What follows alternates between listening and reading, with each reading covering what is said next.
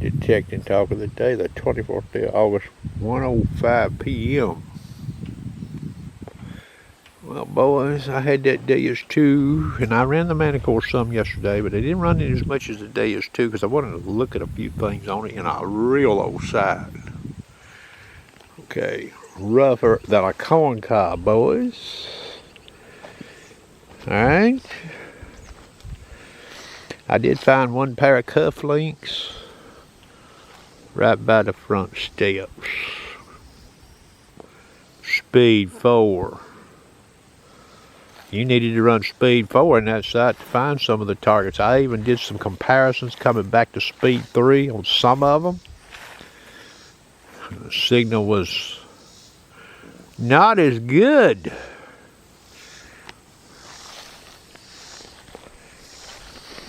You know, I've been showing you all these tests with this DS2. I'm going to eventually do one more video. It's hot out here right now. If I can see what I've seen again last night and show it to you all, I believe it'll be very educational. Okay? Might tell us even more about the mighty DS2. Now, some of you people came to the DS2 from the DS1. Sharpshooter did too.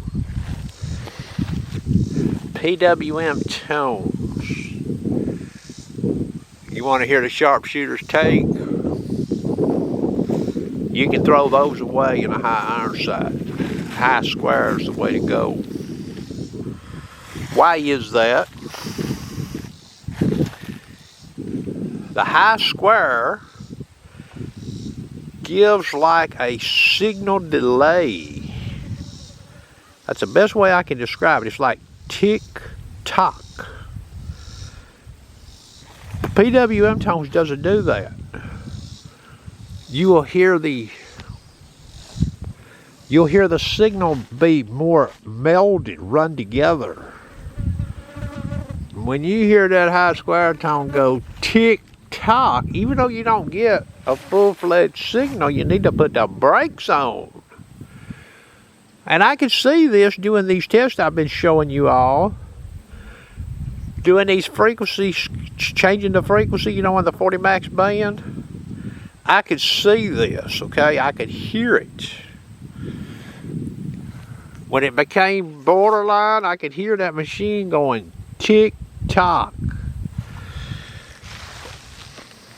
I even give a demonstration with a live target that I located in the wild to my buddy Mark Sloan.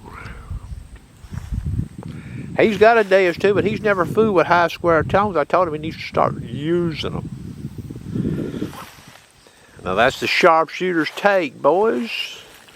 I believe the high square tone uses on that machine in high iron will get you to stop on targets more so that you've not flushed. And they may be more mass, but depending on your call sweep speed, PWM will try to run the signature, the audio signature together. It might even be more Rice Krispie sounding. Run together versus that high square tunes. Okay? So I actually learned this doing these tests on this foam. How about that? But remember, the test on the foam I'm intentionally making very challenged. Okay, so I seen this in the wild. It would make me turn on a target. I turned on a few targets, I heard this, and I got a full-fledged signal. How about that?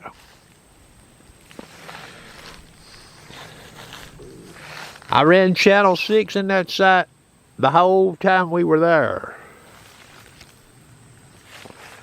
Alright. And I ran that Techno program a little. I did some comparisons on a few targets.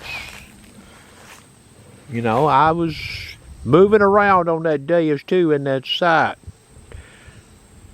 Hunting as well as doing a few target comparisons, even reactivity level comparisons.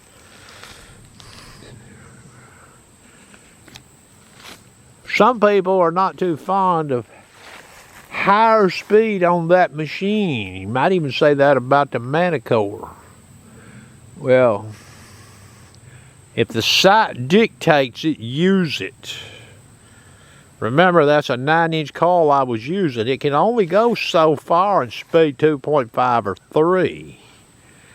And XP put that on there for a damn reason, okay?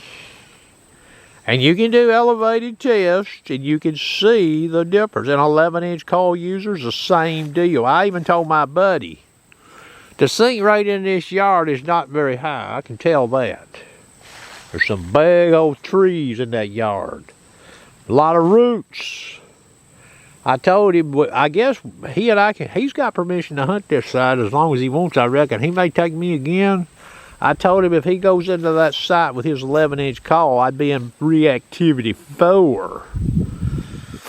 He might get over something with that coil. Okay.